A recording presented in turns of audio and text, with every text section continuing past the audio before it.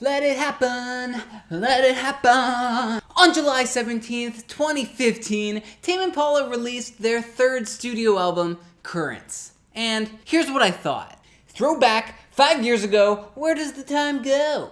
For those who don't know, Tame Impala is the Australian psychedelic rock and pop project led by multi-instrumentalist Kevin Parker. Kevin pretty much writes, records, performs, and produces pretty much everything under the name Tame Impala. Now back in 2015, when this album that we're talking about today, Currents, came out, I would have to say that Tame Impala was probably my favorite contemporary artist at that time. I discovered their album Lonerism in 2013 and fell in love with the Beatles-esque sound. I always described it as like if the Beatles just kept doing more drugs after Revolver. The songs were groovy, intricate, but still melodic and brought you to brand new places with every single song. So when this album was announced in 2015, I was pretty stoked to see where Kevin would take it. And boy, did he take it somewhere. Kevin not only took his kind of garage Beatle-esque psychedelic rock sound and transformed it into like a pop vibe, almost 80s influenced in the instrumentation. But with this new album, Kevin also kind of solidified the Tame Impala sound with its own recognizable identity. Kevin becomes a lot more self-aware on this album, realizing that he in fact is changing. And change can sometimes be a scary thing, but like the title of this album, Currents, Kevin's trying to let the currents of change, the unstoppable forces of change, just to let them all happen. And with that being said, with 5 years past, let's jump into the first track and break down this album track by track and see how it holds up, shall we? Track 1, Let It Happen. The album starts off with an electronic wind-up before the drums kick in, this sort of like a marching pattern that kind of carries us through the first half of the song. Lyrically, Kevin is talking about letting change happen. He's letting go of all preconceived notions of how his music should sound to fans and just letting the instrumentation and the feeling of the music just happen organically. This notion of change that he touches upon almost acts as like a thesis for this entire album. The instrumentation is a little bit embracive off the first verse, but then kind of mellows back down for the chorus. Especially with the subtle harmonized ahs in the background, kind of hearkening to the Lonerism Beatle-esque sound. It's just buried within there, because it's still Tame Impala.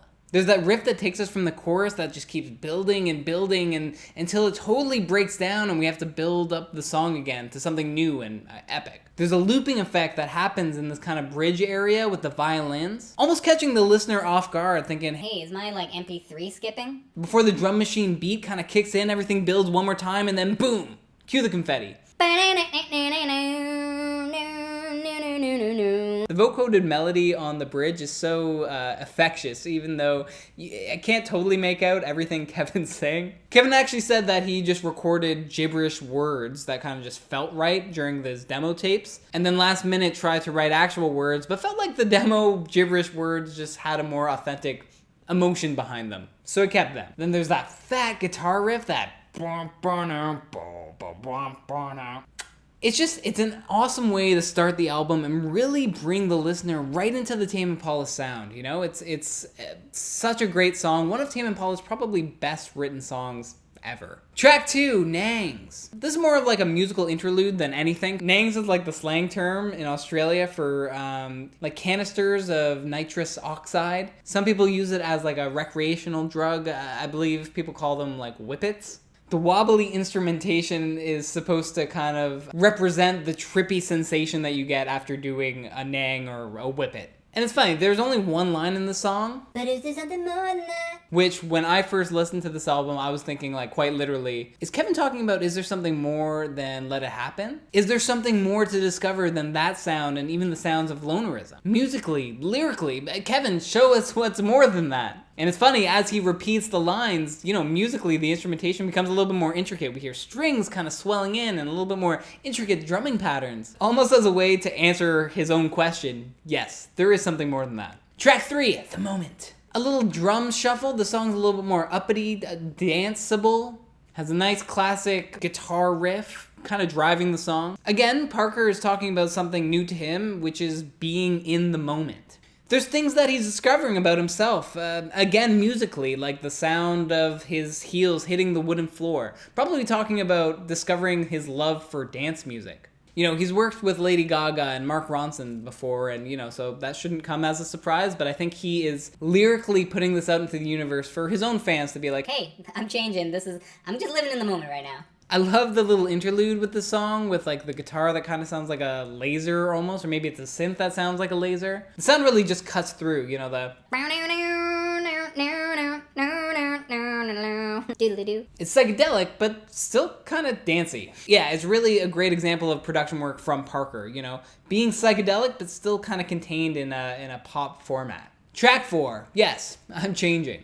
We bring down the pace a bit. The bass riff really carries this song. There's some nice keyboard flares in the chorus though. Don't let the bass take all the credit. Kevin is really singing from the heart here. He's coming to terms with a loss of a lover, a loss of an era. Some people can even look at it as like the end of an era, even compared to his kind of garage rocky sound. You know, he's ending that era and is now discovering something new and mysterious. Whether it be music or love, I think that sentiment kind of goes both ways. I remember first hearing this song and reading the lyrics as I was listening, thinking that Kevin was strictly talking about musically changing. It's like he's admitting to changing his sound quite drastically from the last few albums. Especially with the lines like, another version of himself that he thinks he's found. But I mean, he's gotta change. There's a world out there and it's calling his name. I love kind of like the musical interlude in the last third of this track. There's like a kind of medieval piano riff happening, contrasting with like the honking of like cars in the streets. Medieval, modern day car. I don't know, it sounds like it doesn't go together, but it really does. Like so much is happening on this track right here that the listener has no choice but really pay attention to every little detail. Like you don't even notice that the main drumming kind of goes away before it kind of clicks back in for the last 8 bars of the track. Again, musical perfection, and probably one of the highlights musically on this album, that little outro of this whole song. Track 5, Eventually. Banger. The music swells, heavy bass and synth lead. The song is so big instrumentally, but it breaks at the perfect time and lets the song breathe when it needs to. Like the space that happens right before the chorus kicks in makes the chorus sound so big. You know, it's pretty stripped back when you hear Kevin say, and you know that I'd be happier. Right before that glissending like piano and the eventually. So good, so good. Lyrically, the song is kind of like a reassurance song. Things will get better and they'll feel better. It'll just take time. Yes, there may be pain presently in the moment, but in time, things will have worked out for the better. Eventually. Musically, the song just continues to grow as you listen, especially with like the sirens kind of melting over you in the last few choruses. It really just brings the listener to a brand new place, and it's beautiful. I love how you hear different instruments a little bit more and less as the song kind of progresses. Like the drums are a lot more prominent at the end of the song. But yeah, all in all, great. Track 6, Gossip. Another musical interlude. I always feel like the song is like a spaceship kind of taking me away like into space. There's some nice guitar tones here that kind of harken back to like Tame Impala's first album, Inner Speaker. 7, The Less I Know, The Better. Hey, have you been on TikTok? Because you've definitely heard some of this song. Groovy bass hooks, moody synth textures, and sensual piano chords really all come together and make the song such a powerful statement and kind of almost, okay, I'll say it, like the highlight of the album. I don't even want to talk about the song that much because if you haven't heard it, you should go listen to it because it's just such a fun, groovy track. I don't want to ruin anything with any of my BS that's coming out of my mouth. Go and discover the magic for yourself. And all in all, the lyrics tell such a clear story. Kevin loves a girl, but the girl loves another dude. Kevin is debating even waiting for this girl. You know, he doesn't want to date anyone else, especially not Heather. And the outro here has some of my fave lyrics on this whole album. Kev was doing fine without this girl until he saw her face, and now he can't erase. Like, that feeling is so real. You know, that feeling of trying to get over someone, but then you see any sort of reminder, and then all the feels kind of come rushing back. It's like anything of that person becomes overwhelming, and this song captures that emotion perfectly. Track 8, Past Life. I honestly didn't love the song, probably the first 6 months I was listening to this album. But the more I read into the story, the more it kind of grew on me. There's a person narrating his kind of story of normality, but his voice is pitched down, and he's really just talking. There's no melodic anything to the way he's talking here. This person kind of is going about his way, his normal routine, where he sees, a lover from a past life. And this kind of continues the vibe of the less I know, the better, talking about seeing someone from the past, bringing up all these past feelings. And it's messing up his routine. It's like the person in the first verse seems to have their life together, but then by the second verse, they've seen this person from the past life and they're starting to relive that past life and trying to examine it, It's funny, re-examining the instrumentation of this song, there's a lot of experimentation that's happening in the verses. Musically, the first verse is very kind of like electronic and almost like uniform, almost mirroring this person's like routine that he has down. But then the second verse becomes a little bit more melodic as he's starting to think a little bit more and question his past relationship with this person. And then the more he thinks about it in the third verse, the instrumentation almost becomes like whimsical and like fantasy-esque. And then the chorus comes in like a wave and kind of consumes everything, and you're back in this world of this past love, this past life. Yeah, the song definitely took the longest for any of the songs on the album to grow on me, but I think now I have a new appreciation for it. Track 9, Disciples. The song starts off very uppity, like super upbeat. It has a very like lo-fi texture at the very start until a button clicks and then everything becomes hi-fi. It's a cute little song. Kevin's looking at this past relationship, looking at this other partner in this relationship, thinking that this person has changed. They've become a little bit more vain. Why can't they be like they used to? It's a fun little bop. My only complaint is that it's too short. I would love the song to be longer. Track 10, 'Cause I'm a Man. Definitely one of the more sensual songs on this album. Production-wise, almost has like an 80s Genesis type kind of vibe to it, at least to me. Maybe? I don't know. Kevin examines himself and, looks at a relationship and maybe why it's failed, and he knows he's done quite a few mistakes, but he has no excuse for it other than the fact that he's a man, and men are dumb.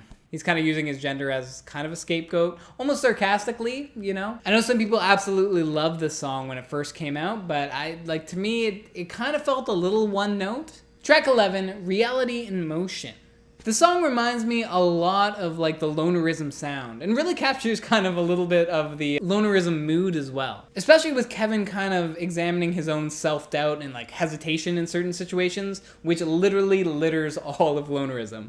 Kevin has maybe found a new love interest and he's nervous. The bridge kind of slows things down, strips it back before like certain like synths kind of wave over. We have that little scratchy shaker thing in the tambourine before the drum kind of shuffle kicks the song back in before one big epic chorus. And I love how the last line, all that's left to do, just keeps repeating and repeating, and we're like, what's all left to do? What is it? What's all left to do? Track 12, Love, Paranoia. Interchangeably, really. Kevin's trying to figure out what went wrong in a relationship. Why can't certain things be like they were before? It's a stream of consciousness song. There's not really a hook per se. There's some fun experimentation on this track, but nothing that we haven't already heard on this album. The last verse on here is probably the most poignant. Kevin's realizing his own faults. He knows he's the one with the problem. I love when Kevin thinks back to the good old times by the ocean. We have a guitar riff kind of almost symbolizing the good old times. All before he says sorry and the strings kind of take over, and it's really beautiful.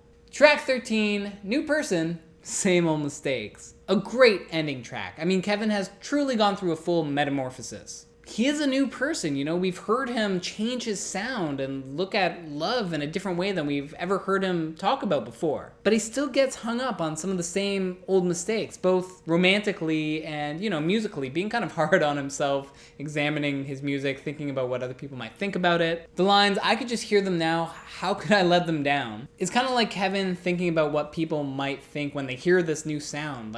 He's almost scared that he's let his fans down by changing the traditional kind of psych rock that he was known for. But like he says, he's finally taking flight. He's telling his fans, I know you don't think it's right, I know that you might think this new sound is fake, but maybe this fake is what he likes. A new love sparked out of music that might not be traditional for his fans at the time, but has obviously worked out for him in the grander scheme of things. He's almost hesitant with the thought that people might not love this new sound, but it's where the music and his life is taking him, so he's just gonna let it happen. See, full circle, see it? We hear Kevin singing, stop thinking that's the only option now. And we know he's listened to that voice, realizing it's not the only option to go back to his old mistakes. he went on and he's continuing to create new and great things. And that's the end of the album.